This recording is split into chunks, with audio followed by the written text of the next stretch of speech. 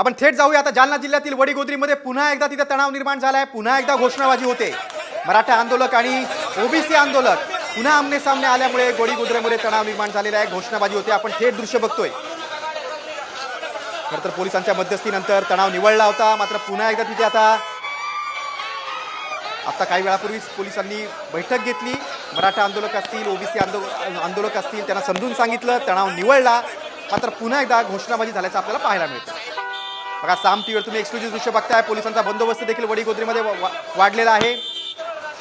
वडीगोद्रीमध्ये काल मध्यरात्रीपासून तणाव आहे। आज सकाळपासून देखील घोषणाबाजी आहे, रास्ता रोको झालेला आहे। धुळे सोलापूर देखील रास्ता रोको करण्याचा प्रयत्न केला होता कार्यकर्त्यांनी, आणि आता पुन्हा एकदा आपण पाहतोय की मराठा आणि ओबीसी आंदोलक आमने सामने आलेले आहेत। अनेक ठिकाणी गाड्या अडवण्याचा प्रयत्न झालेला आहे, त्यामुळे मराठा आंदोलक संतापले।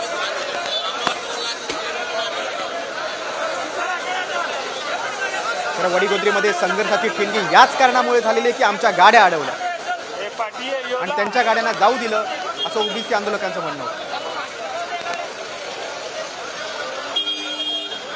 आणि आता आपण पाहतोय की मराठा आंदोलक मनोज जरांगे यांच्या समर्थनार्थ अंतरवाली सराटीसाठी पूर्ण राज्यभरातून मराठा आंदोलक येत आहेत।